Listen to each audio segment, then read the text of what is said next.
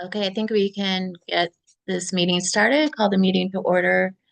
Welcome everyone. This is the Wheelchair Repair Advisory Council, and today we're going to have a shorter meeting. It's going to be an hour, and so just ask you to just be cognizant of the time. And I think that's all that I have. We did talk last month about some of the non-legislative recommendations, and I think that we're going to continue that discussion if we do have the time to do so, at least to talk about the Bill of Rights, because that's going to take a little work. But that's all I have. John, over to you. Thanks, Brian. Hi, everybody. Sorry I had to miss last month. I had a personal matter to attend to, but good to see everybody. Let's get started. Okay, so the meeting minutes, we don't have any for December, is that correct?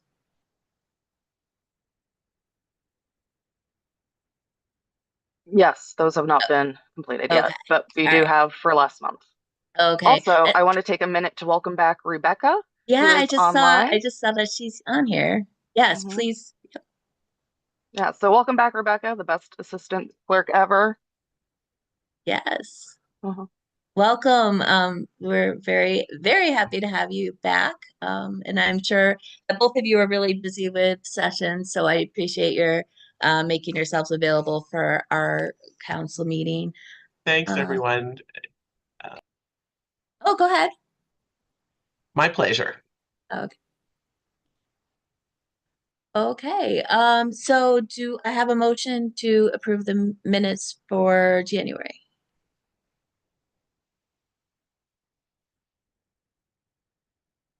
If anyone's raising hands, I can't see.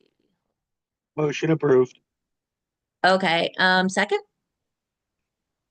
Aye. Okay. Uh, thanks, Jenny. Okay, all in favor? Aye. Aye. Opposed? Abstain? I wasn't here last month, so I have to abstain. Yes, of course. Thank you. Okay, all right, well, great. These minutes are accepted, and we'll move on to Gary, a new motion for your report. Thanks, Maureen. Yeah, kind of really the status of my report is stability. The only significant change, we did lose one tech in December, but it did not change our productivity. We actually we stayed steady without, we went down in outstanding orders. We went down in outstanding number of customers month over month, and we actually, with some of the changes we've made in stocking more parts, we've been able to cut our intake to completion times by 2 days. So relative to the report that we filed, that showed stability in our compliance. We're at about 95.4% in overall compliance, and working to get better. We have some opportunity. We have seen a shift to more in-field service, as opposed to in-shop. And I know that's going to make some people happy here. But the biggest change we're making is the availability of parts and the availability of being able to fix customers, either in one day or in two stops in short. And the problem is also, when we do have to order parts, manufacturers are now taking 4 days longer to get us the parts. So, our advantage now is to have more of the common parts in stock. Obviously, there are certain parts like frame parts and things we can't stock because of the variability, but we're up to stocking close to 200 common parts. Any questions? Thanks, Gary. So the problem with the parts, that seems to have been going on for a few months, is that correct? You mean with manufacturers taking Sorry, longer? yes, yeah. Yeah, it's been slowly creeping up. We were down to 11 days in getting parts. Now we're up to almost 15 days in getting parts on when we have to order them. But what we're doing now, what we weren't doing is we're pre-ordering. Once we do the evaluation, we're ordering parts at the evaluation. We're not waiting to get approval. We've done an assessment, and AI has been a great tool for us in assessing, kind of when we're going to get things covered and when we're not. So that's allowed us to be a little more confident in pre-ordering parts and making sure we cut those days out of the process. Okay, so I do have a question about the batteries. We received a report that tech had mentioned that you are using a different type of battery. Is that correct? For power chairs? We've rotated battery manufacturers, on a regular basis. Whoever we can get them from more quickly. I don't know. I can't speak to exactly what battery we're using today or what we used on a particular order. I could go back and pull the data. But I mean, if somebody is noticing a quality issue with the battery, then that's something we can address. Okay. We're just hearing, I mean, it's a small number of people, a small group, but we're hearing reports. I've had my battery replaced a couple of times or 3 times this year, and maybe when I heard that maybe it was a different type of battery, then I just wondered if that was unnecessary. It's just that the my battery seems to be draining very quickly, even though it's brand new. Yeah, and Maureen, we can talk about that offline. I'm Yeah. happy to talk to anybody offline and kind of look at the situation.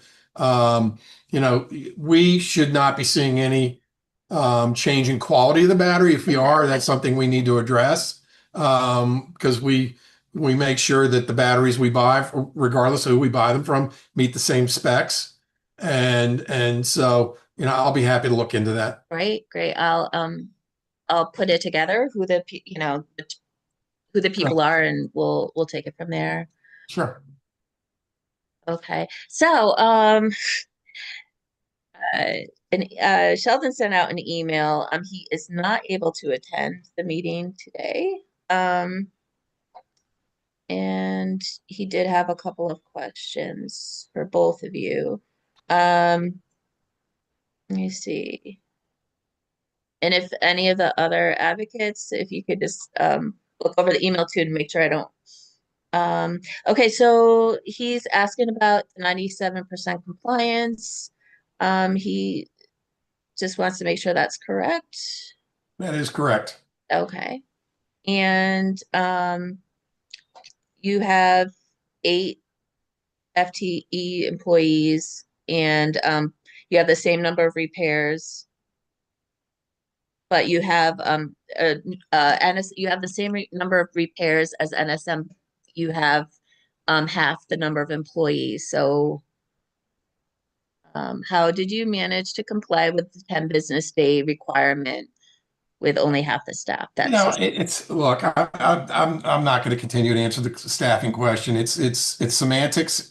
The number of technicians doing different things changes.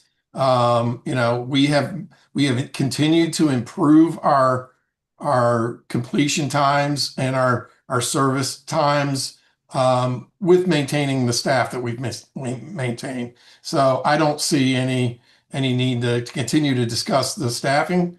I believe the intent of this, and we're being genuine to the intent of this whole process, get better and to cut days out of the process. And that's what I'm doing. okay. Yeah. And so, and maybe the um shipping the parts preemptively and just making sure there's nothing else here. Okay, we're Yeah, getting the parts in, also eliminating, um, you know, even when some insurers are requiring us to get prior auth, um, we're we're ordering the parts sooner. I know that, we're not responsible for the order to receipt right. time of the product, but we're doing it at the beginning of the process. So things are happening in parallel as opposed to a linear fashion. And Yeah. so that is helping us take days out of the process. Right? Okay. Okay. So, hey, sorry, I got a question. To Um, David. So as far as are you able to pre-ordering, raise your hand, David? I'm sorry, I'm outside. That's all right. Keep going. But Sorry. Um, as far as the pre-ordering, is that happening in all orders right now for all your repairs? It should be, yes. Yeah. And as far as pre-ordering, how long is it taking for from the beginning of when you do say, like, I just went through a whole thing where I had to do over the phone video to evaluate a part that's broken or needs to be replaced. Right. After that point, how long is it taking for the process from that point to the pre-ordering? How many days? Should be 3 or less. And 3 I'll or tell less? yeah, because we have to get a quote. And then once we get the quote, we actually turn and order the part. So that should be the maximum. It should be less than that. So is it dependent on the manufacturer as far as getting the quotes? Because I have, as an example, I have what is it? Highlight. And I've noticed that Highlight for me, it's sometimes they sit on orders. Or Yes. they kind of delay their response. How have you seen different manufacturers replying sooner or later, and is that Yeah. still a Generally, problem? Yeah. Quantum. Yeah. I'm sorry, David. Generally, Quantum is the quickest. We have run into problems with Permobil and Tylite. We've run into with some. Sunrise is another one. I know David's, you're breaking up, Gary, a little bit. So what are you guys doing to, I guess, better that communication with the manufacturers? I mean, obviously you can't control what other companies do, but are there discussions happening with these companies in order to increase communication and take down, kind of lessen the time frame, because it delays the process. And Yes, this yeah, seems to the be an answer is ongoing yes. problem. And, we're having these conversations on a regular basis. Our purchasing leaders go back to the manufacturers and say, hey, you guys need to turn this around more quickly. The answer is yes. We are trying. Okay. All right. Thank you very much. Sorry I didn't raise my hand. that's all right. Okay. Seeing no other questions, we can move on to NSM with Diane. Yeah, and I'm going to apologize. I'm still recouping from pneumonia, guys. So I'm Oh my not going to be goodness, on yeah. screen either because I'm not looking all that great. So I gave you January updates too. So let me do December really quick. We're about 92% compliance with timelines for that. Some of that was due to scheduling. During the holiday season, we had to reroute some things. And in January, we had a little bit of a struggle. In January, we had about a week and a half in January where we had a couple of techs that were out sick with illness. We actually had a snow day, if you guys may remember, in Connecticut there on the 26th. Unfortunately, we had to shut down our branch location there. So our numbers in January were not as the typical 90s some percentile. We actually hit around 83% because of those delays and call offs that we had. Our staffing is okay. We're stable, but we did have some call offs due to illness that's kind of running through. And then, of course, the snow day that we had at the branch that we had to reschedule things. So that was some of the reasons why in January we did not hit our goal numbers on some timely repairs, and that was all really scheduled around that, and that's kind of outlined in the summary. And to the points that were brought up, that with supply chain, that, to the points that Gary brought up, we have the same thing as Sunrise. Some actually some Invacare things we had some back orders on, and only a couple of things for Permobil, but not major. But really, I think the reason why we didn't hit our numbers in January was really due to staffing, illness call offs, and the snow days, unfortunately, that kind of couldn't get out when we needed to, unfortunately. So, but we're still on track with that. We're still having the same staffing that we're up to, and some changes in our staffing that we're going to experience this month, unfortunately. Gary sniped somebody from us, so we're going to have to relook at that and get some a new hiring too for the month of February here. So more to come though, but still trying to maintain that process. Okay, thank you.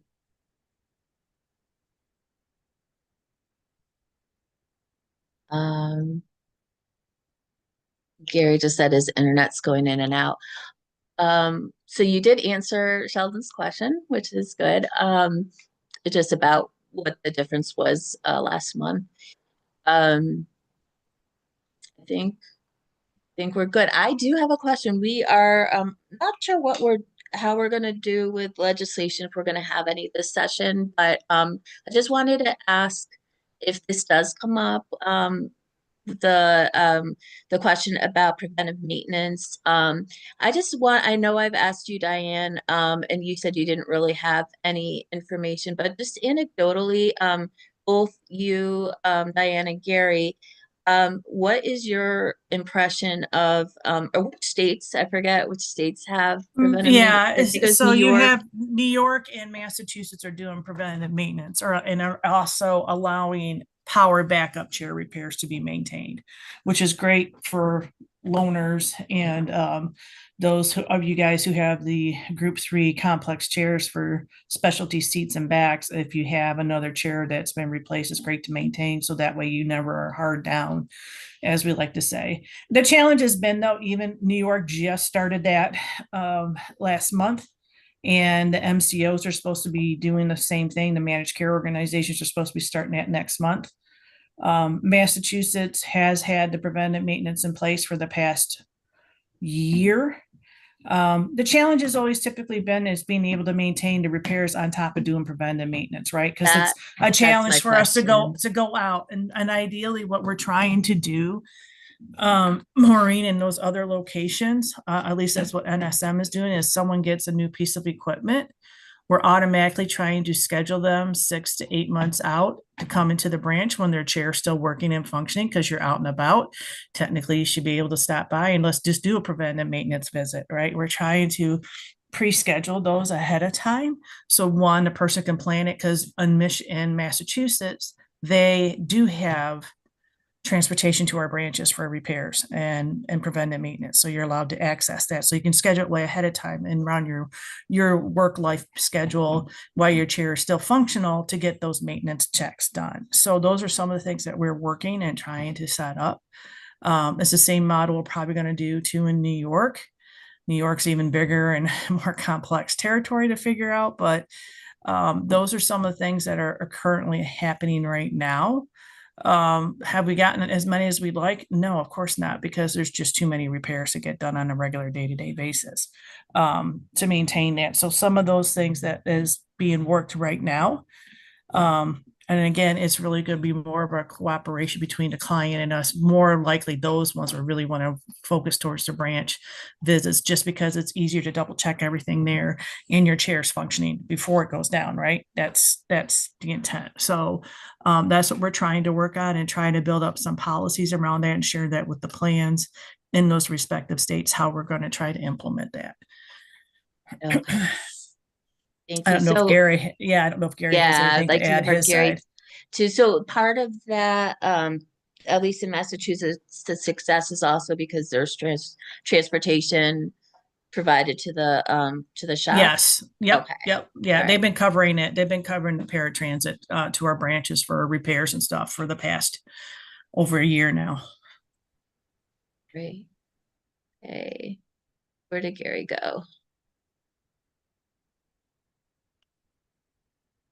Is Gary still on? You may have lost him with the Yeah, we internet may have lost connection. him. If he comes back on, I'll ask the question. Yeah, I'm sure they're doing the same and similar, Maureen, just Yeah. because of logistics, and those markets are very similar for us. Yeah. So you said offline to me that we should be able to see some data after this year. Yeah, I would Maybe say, about how that's because going. so just to let you guys know, for the benefit of this group, so Massachusetts just had their first annual report that us providers had to get completed this past month for the first year of all those new things, repair improvements, what has been done, some of the other programs that they have go out. So it was our first full report just went in.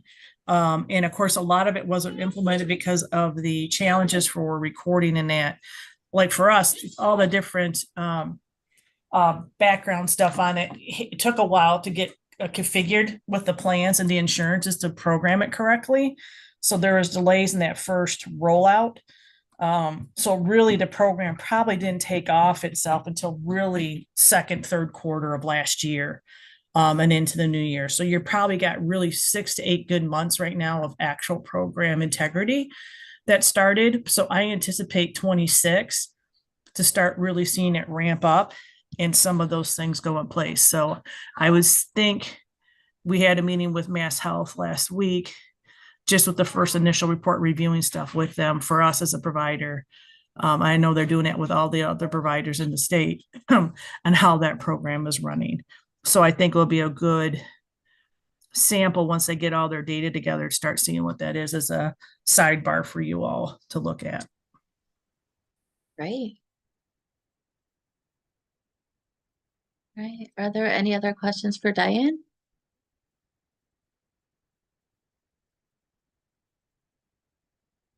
Hey, we're going easy on you. I do hope you feel better. Okay, Becky, do you have anything for us? Yes, good morning, everyone. Let's see, OHA had 2 reports this month, 2 claims that were submitted. And Gary and Diane, of course, have been really helpful whenever I have an issue. One particularly, they're not utilizing NSM or new motions right now, and the issue really reverted around the fact that they didn't have anyone that could repair their chair. They bought their chair somewhere here in Connecticut, and they have Medicare. The person has Medicare, and nobody will repair the chair. They couldn't find a resource or anybody to help. So they reached out to us. And so, like I said, I reached out to Gary and Diane, and they were really quick to reply. And because it was new for me, to kind of find out who could work on the chair and how to help. So we're in the process of doing that right now. And the other person that just submitted their claim, we were out for a few days, so I just we're playing phone tag right now, and I'm waiting to talk to the provider and also to the insurer on that issue. But I'm hopeful that we can get that resolved as well. But it's been really slow. We haven't had many reports. It seems as though that when we do get the reports now, they're getting fixed much faster because of the relationships that we've formed. And I'm thankful again, like I said, to Gary and Diane for being so responsive when I call in and ask for help. And I think this group too, the advocates here have also been very extremely helpful on my end, because if I have questions or anything, or I need to understand something, or we need resources, they've been quick to respond as well. So as far as our website, I know there's been some issues where people just can't click on it to file a claim. I know, Maureen, you've written to me at one point too, so we're trying to get that all resolved. And then the issue about when we're going to get our HIPAA releases, or the ROIs, releases of information for NSM and New Motion. The plan is still to get those on our website soon, but we're working with our IT group. And so as soon as we can, we have some other implementation that we're doing within our agency. So they're all kind of put together as a big group, and it's taking a little longer than we'd like, but it's not because we're not still going forward and advocating for that and trying to get that together as soon as we can. And as soon as we do have that, I'll let you all know, but it should be soon, hopefully. Great, thank you. So the issue with the if someone bought a chair through a third party, is that an insurance issue where they're No, it doesn't are seem they like it is an insurance issue. They have Medicare, and I guess the provider, the PCP who actually wrote the prescription all for the chair originally, right, gave him some numbers to call for other providers that they thought would fix chairs, and everyone he's called, they're like, we don't fix wheelchairs, or we don't do that, and so he just was at a loss, and so he's called around, and it's sad because instead of like the armrest, I guess, was broken and the seat, and there's some other issues, but he just duct taped it it, and said, that's fine enough. It works. It's operational and I don't need to get it fixed. I'm like, no, that's why you have insurance. This is what we're supposed to be doing, right? And he didn't know about the law, the 10-day law either. He had just called OHA. So we were able to send him to the complaint form and to fill out the form for the actual, and educate him on the law. And he wasn't aware either about the But did they tell you, Becky, where did he get the original chair from, though? Who was the provider that gave him the original chair? It's a shop in Avon. So I don't know. He didn't, it seems as though his father helped him a lot, so he really wasn't aware of a lot of the details when he first got the chair. So, but apparently they don't do the repairs, but he's still covered by Medicare. I asked whether or not the chair was under warranty or anything like that right now. He wasn't sure. I believe the chair was bought in 2023, so he's had it for some time. And then the seat broke originally when he had it because I guess the weight issue wasn't properly assessed or something like that, as he's described it. So there's a seating issue, and he's sitting on cardboard rather than sitting on a seat. His father tried to do the repair, and apparently they have the part for it. And if the father knew how to do it, he tried. He gave a good attempt, but apparently he couldn't do it. He wasn't technically savvy enough to figure it out. And it was maybe that he didn't have the tools either, they said. So not that he wasn't savvy enough. I shouldn't have said it quite that way. But they put a good effort together. But it sounds as though he's really at a loss just as resources and just had no idea how to navigate the system. And it sounds like his PCP really didn't know really well either because Well, and that's the frustration for us providers. This is what's happening across the nation, right? You have two of us who are trying to do everything right, but then you have these providers that are selling these things and not servicing them. And then they expect us to pick everybody else's up stuff. This is the frustration we have. And I'm not surprised the client's dealing with this because they're not being accountable. Don't sell it unless you're able to service it, period. And so, like I said, I'm still learning through this process, and I know that you two are the big providers here in Connecticut. Are there a lot of? Do you come across this a lot, Diane and Gary, where they don't? Yeah, Yeah. you got Yeah. Lincare. Lincare sells chairs and they don't service them. Okay. It's a big national provider, but they get away with it, and so this is the frustration. You probably hear it in my voice. This is the stuff that we're dealing with. You get people that can sell equipment, but they don't service it, and that's wrong. And then we're expected, because we're the two larger national CRT specialists, to pick everybody else's up, and we can't. The workload, the capacity issue is what's my concern, and this is what it's all rooted down towards. So, service what you sell or don't sell it, period. That's understandable. I know, Gary, we haven't had a chance to reconnect since you sent me that quick email. I was planning to reach out later, but you said something about, I believe that they're responsible, right? Once they do it, they're responsible. They're supposed to be fixing it. Is there some law behind that? Or is there something legally binding on that? Or is it just that that's the common practice? Or how does... Well, I mean, isn't that what the current Connecticut law says? That if they sell it, they have to service it? Well, I believe so. I'm just double checking with y'all to see if that's Yeah. the understanding. Because like I said, I think I have my conceptual understanding of what it is, and I'm just making sure from you both. And so this is a new one for me. And so as I'm thankful for you all as resources. I hope you don't mind that I use you all and your brains and your Yeah, the problem you have is Medicare doesn't have a rule that you service what you sell, right? Massachusetts does have that. They have it as part of their Medicaid policy, service what you sell.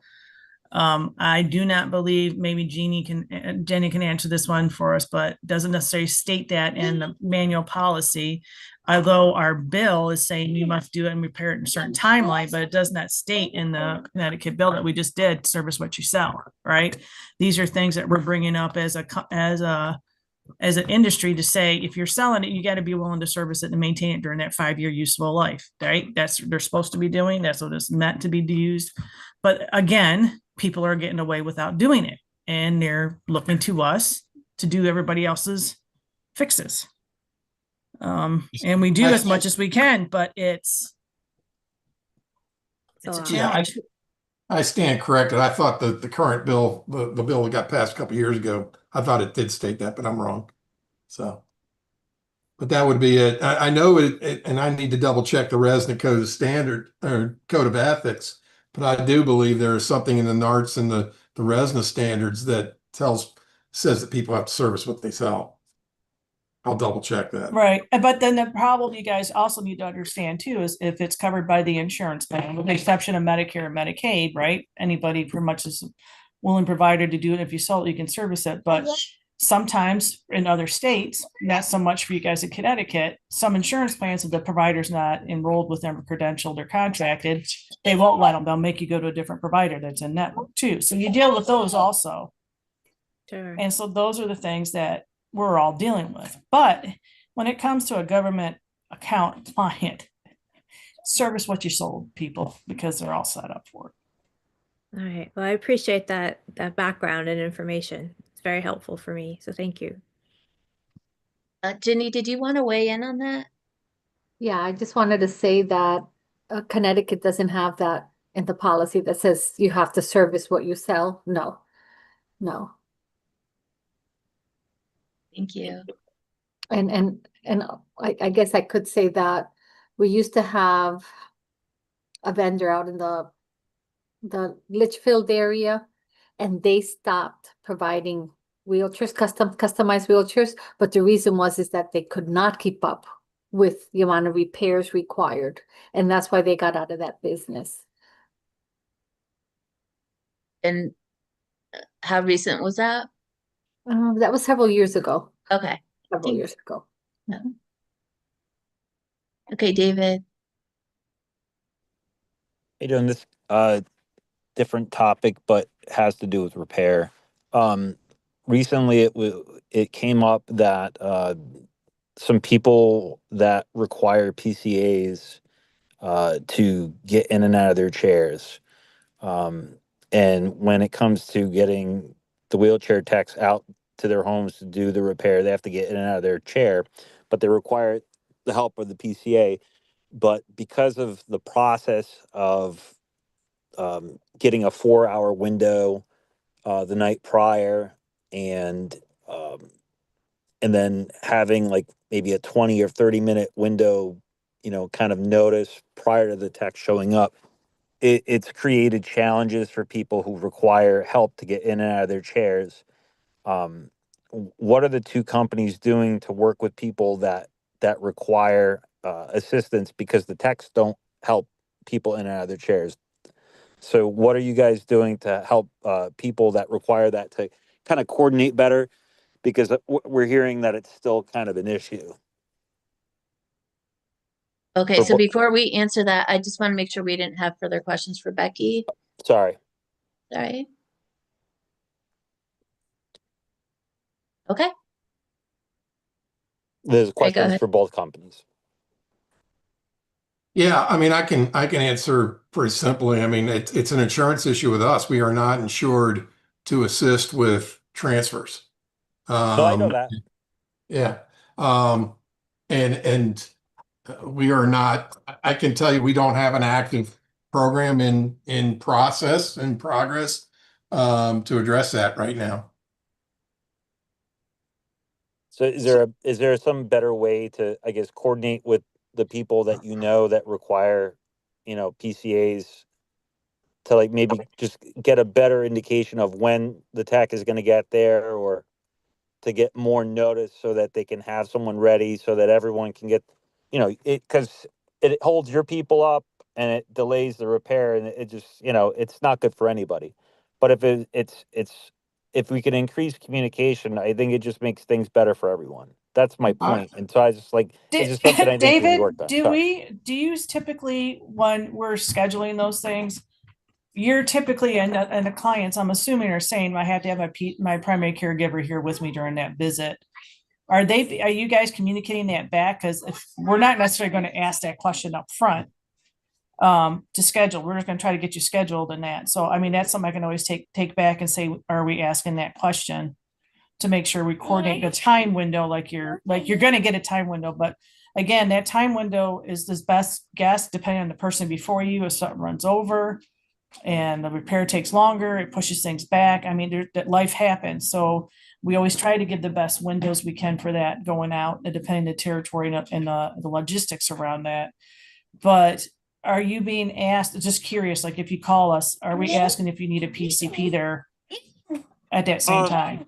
I mean, for me, I don't require one, so it's not something I personally experienced, but this came up recently in discussion. Some people had concerns and it affected them directly, and so that's why I'm bringing it up.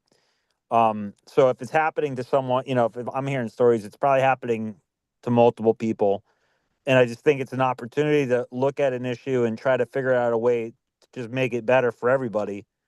And I think it probably makes sense to, probably coordinate that with someone and maybe put in the file, like, hey, this person, does require someone to help them transfer in and out of their chair and during the repair process. And it's probably something that you need to maybe coordinate a little extra with that person, because everyone's got different needs. And obviously, the tech isn't going to be doing that. So, I think this is a problem that can be easily solved if you just coordinate it better and communicate. And it just seems like it's not happening the way it probably should. So that's why I'm bringing it to your attention. I think it's something you should maybe think about and maybe work with the consumer directly and on an individual basis. But I don't recall ever being asked I needed one, but I certainly don't. I don't know if anyone else has ever been asked, but anyway. Yeah, I mean, the only thing I can say is historically we've tried to do our best to, to coordinate and be there when the PCA can be there. Could there be better communication? Yes. How we're going to get there, I think that's open for discussion. Okay. It seems to me a little, when scheduling the appointment, it seems that the customer should have some responsibility in letting the company know, okay, you're going to come on Tuesday. My PCA only works in the morning. It seems to me that, and maybe we can have a part in that of letting, making sure that the customers are doing that as insofar as we have access to them. But I think maybe tackling from both ends, or if we see that as really a problem, and if you're able to put something on your website, or if you're saying training your staff. The only thing the only thing is that you get the window of time 5 o'clock the day before. So that's one issue. And then it's the day of where the tech calls, and it's sometimes like a 30-minute prior or less. And so that's kind of the process that's there now. And so, you could say like, hey, I need to be a coordinate, but the problem is it's the follow through. So that's why I'm bringing up the issue now, so that you understand, like, there's got to be a way to work with people on an individual level to make that process a little more just better for people who do require the PCA. That's why I'm bringing it up. I'm not trying to like bash you or blame you for it. It's not a cookie cutter approach for everyone with setting these appointments up, is my point. No, we get Oh. that. I understand that.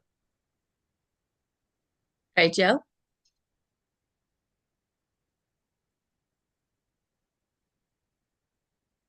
Joe, you can go ahead. Sorry, I was on mute. Oh. I just had a quick question, regarding the PCAs and that kind of stuff, the assistance with transferring. Obviously, insurance isn't going to allow your technicians to help with transferring or anything like that. But I kind of had this question for Diane. Obviously, I've never been to the sites in Massachusetts or New York, but you had mentioned, while people are out and about, they've got the transportation. If they could stop in and get the service done to their chair. Do those sites have adjustable benches for level transfers? And yes, yeah, we do have some seal- adjustable tables, and we also have Hoyers too. that we will also have access to that the person a lot of times can help. We will Is assist it to a point, but not to the point where we're doing full transfers ourselves, you know what I mean? But okay? All right, yeah. So no, I mean that's great if they could stop in there and have access to a lift. Is it a Hoyer lift or a ceiling lift? Just out of usually it's a Hoyer. 9 times out of 10, it's a Hoyer. okay. Depends on the location. Some of our Yeah. locations have ceiling lifts though. Yeah, yeah. If we have an access location that's nearby too, we have some stuff. So it's stuff that they could do independently. They're not going to have to drag a PCA with them, and I just think that it makes it so much easier. I know I'd be able to stop in if I had access to the ceiling lift or level transfers, and that does kind of limit it, but it might be more appealing for people to come in if they know they have access to that kind of stuff. And to David's point, yes, it is a very narrow window of time when you're waiting around all day and you get a text 15 minutes before and you're scrambling to hurry up and transfer. And it's it obviously we want to try and get the text in and out as quickly as possible. And when they're waiting around for us to fumble around transferring it, makes us feel like we're holding them up, and it holds them up. But anyway, that's my 2 cents, and thank you guys very much. Thank you, Joe. I want to draw attention to the chat. This goes back to our prior conversation. The fact that we have to put what you sell into law is completely ridiculous because it's common sense. Yeah. I think that maybe we should spend some more time on this at a future date, because it's something that I was not aware of, and it does seem to be a problem. Joe, go ahead. I'm sorry. I thought of one other thing, and I just need clarification. So if a mom and pop shop sells a wheelchair, right now there's no law that they have to service what they sell. If they sold it and it ends up breaking, they don't have to follow the same 10-day law, do they?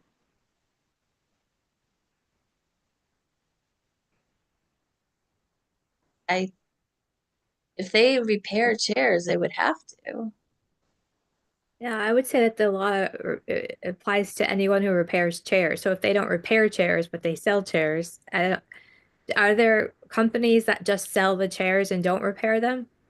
Okay, so that's what I'm learning too. Yes. Yeah, that's what we're learning. That's a problem. I figured that's what you're Yeah. all saying. So, but it only applies to people that actually fix the chairs, right? And if they don't have the capacity to fix the chairs, then they wouldn't be under this. But this 10-day rule applies to all chairs, right? That there's a 10-day timeline to fix the chairs unless it's told, right? Because of the part repairs or because of service. They can't accept service that day for them to come out to the house or something along those lines. But to anyone in Connecticut who has a wheelchair. I don't think it's going to be covered under if they buy it from, like, just for instance, down the road from me they have a medical supply shop on the mend, and they sell wheelchairs and scooters and that kind of stuff, but they don't repair them. So somebody can go down there, buy one.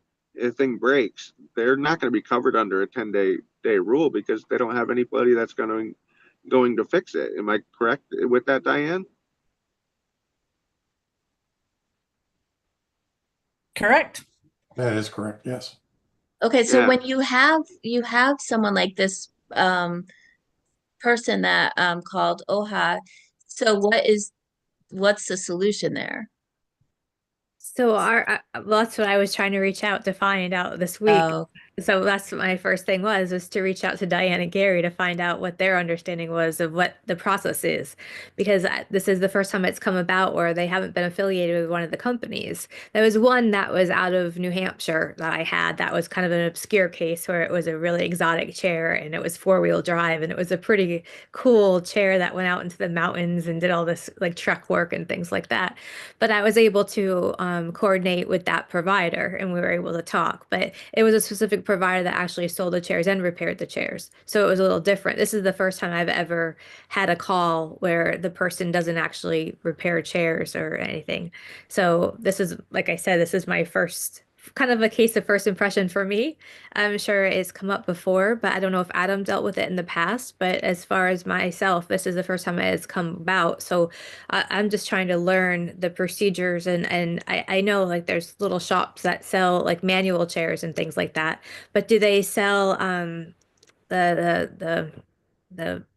motorized chairs? Do a lot of other shops sell motorized chairs that don't repair, or is it just the manual chairs, I guess? I believe there's some out there selling motorized chairs that are not servicing them, and they come to us for batteries and whatever. It's mostly the low end power chairs.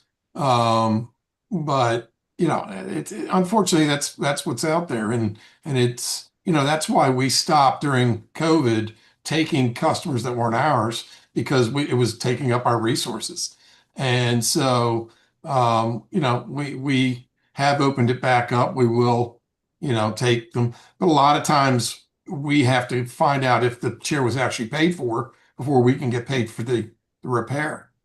If he bought the chair through Medicare or through another provider and it actually got denied, and we don't know that, we can't get paid for repairs. Sure, that makes sense. Anything with insurance, we can work on that insurance piece. So that's what OHA does. So we transferred over to an OHA case.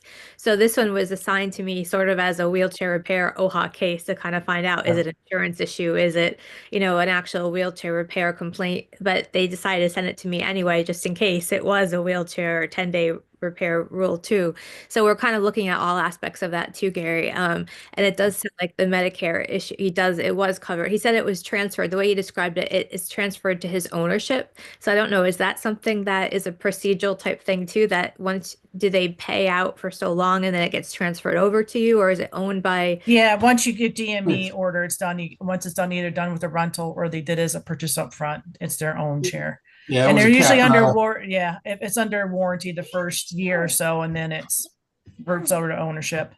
Okay, so that's something I'm learning too. So as I learn, I'm appreciative because then it gives me more of a knowledge base and I can help out and give more guidance. So, yeah, this is the first time I've been through this, and hopefully I can give them good information and we can at least identify this issue, right? And we can all try and figure out what would you all recommend, Diane and Gary, like best practice for me if I do get more cases like this. Obviously, you were receptive and answered my questions, in my initial email. But should I send them back to their provider? But if they don't repair the chair, then it's going to be. Yeah, in today, I mean, just do like you did this time, and let's find the details of it. If we can take them on, we'll take them. Okay. Sounds like a good plan. Thank you. We'll have the plan of attack. Okay, so it is, we just have about 10 minutes left. And Sheldon wrote in the chat, he wanted to know if we got answers. I think we can circle back to that, but David, you had your hand up. I don't know if I want to get too far in the weeds about this, but I guess question about warranties and liability when these companies that don't fix chairs sell a chair, is like when they come to you to get it fixed, is it because you are already a provider from that manufacturer that you have the ability to tap into warranties and that's it? I see Gary shaking his head yes. Yeah. Is that how it works? Yeah, Okay. I mean, we will likely honor a warranty, from a manufacturer that we're a dealer for. And, like I said, it changed through COVID, but we're back to, accepting folks who are not our customers, and we will do what we can to help somebody in that case. All right. Thank you. Thank you. Okay, and then really quickly, because I wanted to just talk about the customer bill of rights, because this is going to take a little while, and I'm thinking if we have this in a good spot by the end of summer would be probably really good, or end of year is good. But we just need some people who will take to steer that ship. And I also wanted to know if anyone had any objection for us drawing in some outside wheelchair users just to give their input. There are some in our wheelchair coalition who have some background in writing Bill of Rights, customer Bill of Rights, or disability, disabled persons Bill of Rights. So is there any objection if we use outside people for that? Okay, so we probably will do that. And then my thought is and I'll help out with this, but my thought this suggestion came from both Becky and David. So if you would like to spearhead and you know, anyone who can help, and we'll talk about it in future meetings in the summer probably. If anyone wants to have their, you know, have some input into that that'd be great. But is that okay with the two of you, Becky and David? Because I'm volunteering you. Yes, I certainly would like to be part of that process. Yeah, I'll Great. definitely be part of the process. I definitely, we have, you know, I think OHA would benefit from that as well. So I think that's something that we can engage in for sure. Okay, great. That's great. Okay, we do have a couple of minutes. So Sheldon, if you want to, if you have any questions, go ahead. Well, I didn't know, I posted in the chat, I wasn't sure if people, the reports were already presented by NSM and New Motion and people asked questions about them. Did that already happen? Yes. Okay. Yes. Well, then I'm kind of late. Oh, So I don't know. If I can or should ask questions about the reports. I mean, we do have a couple of minutes. Okay, if I could then. I just first, Diane, there was a report from December from you, then one from January. And one from And- January, yep. Yeah, December we were 92, January we were at 83, and that was due to, we've had people out of the office that were sick due to illnesses in the second and third week of January. And then we had a snow day on the 26th where we actually closed down. So we had delay. So that was part of the timeline why we did not hit our normal 90-some percentile numbers in January. So we had a couple of reschedules, people out of the office due to illnesses. And that's why unfortunately January's numbers were not as good as December's. Okay, so basically it was December specific things and then the snowstorm. Yeah. And well, and so Gary, you're reporting 97% compliance. With the aggregate's 95 too. It's the way the form and let me pull up the form.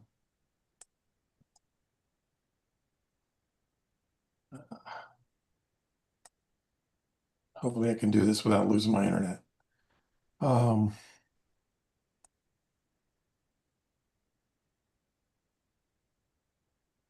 seeing 97% for January. That's for in the home. yeah, for in the home. Not percent of the total. Yeah, the aggregate's wrong. Unfortunately, I didn't have a chance. What are you saying it should be? To use It should be 90. It should be 95, Sheldon. It should be 95. Okay.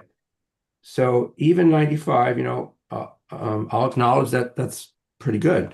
And Diane reported, you know, 92, then 83. The thing that I don't understand, I just can't understand, and I'm asking for an explanation if you can give me one. How is it that you both have about the same number of orders every month, it's pretty much the same, and you're doing better than NSM, Gary, even though you have only 8.1 FTEs to do the service, and NSM has 16. Sheldon, I'm going to continue to just say we're talking semantics on how we each use our text. Okay, we have people who are dedicated to certain aspects of it. I've given you what is dedicated to service. I believe, and Diane can correct me, but from what I know about what NSM does, a tech is a tech. They can be a seating tech. They can be a whatever, they do it all every day. Our techs are a little more specialized. I mean, we have guys that are dedicated service techs. What I've tried to do is capture what percentage of each individual is actually dedicated to service. We've also made up time with, and I said this earlier in the call, we've made up time with how we're ordering parts and stocking parts. I mean, we do a number of orders same day now, and so that's how we're staying better. Okay, I appreciate that. I'm just looking at Diane's numbers though. Okay, she looks like she has to leave, but or maybe she already left. But those are not doing other things. These are techs that she's listing techs that actually do repair. That's what they do.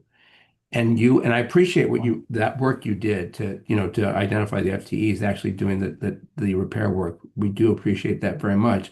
But, basically, I think the whole point was to get to apples and apples, that she's got 16 full-time people doing that. You've got 8.1, and yet you're doing better than her. I would love to have a discussion with Diane offline, but I certainly don't go in the doors of NSM and don't know how they run their business on a daily basis. All I know is with what the techs we have and what we're dedicating to service, we are getting back to being better. We are getting to the levels where you folks want us to be, and that's my goal, is to get better every single day.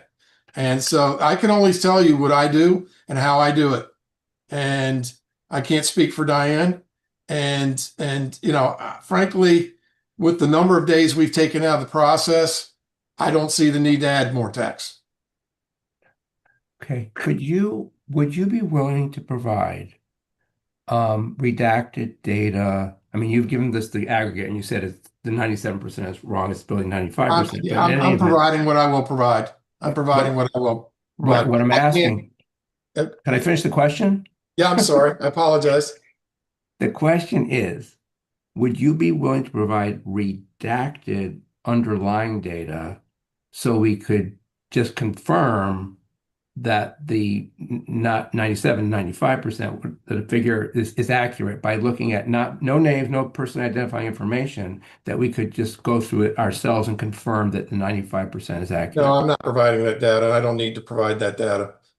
You're questioning my integrity and the accuracy of the data that we're providing, and I don't believe I need to do that.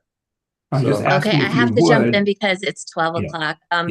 Yeah. Our next meeting, are we going to have our next meeting third Wednesday, the 18th? Maureen, I was going to ask if we could, I know we had talked about it before, I know we're late here in the meeting, but if we could kind of set that for the third Wednesday of every month, if we can, for the year, and set it out so we can all schedule it into our schedules. I don't know if that's a possibility, but I'd love to have that available if it is. Yeah, that would be great.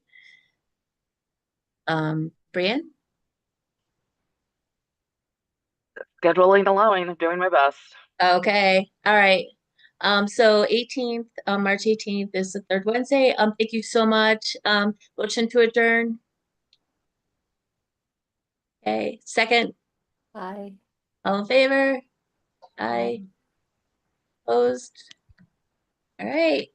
Thanks so